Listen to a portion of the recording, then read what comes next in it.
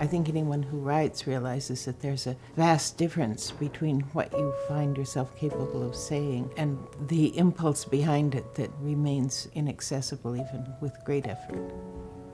We are not very successful at articulating what is deepest in us.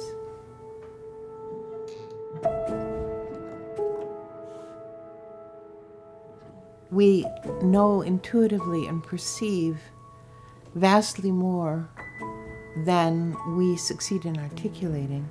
It's a kind of stick figure representation of what reality actually is. And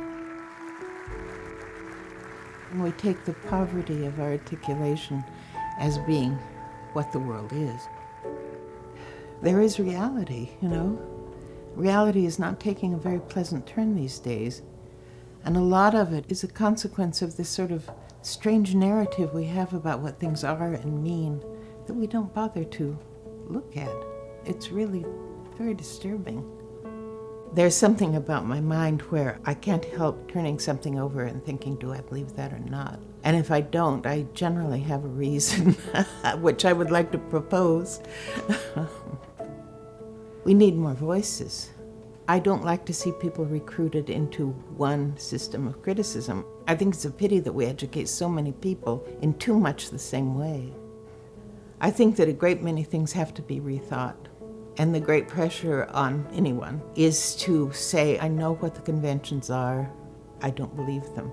If people thought about it, if they stopped deferring to what is conventional, would have new things to say.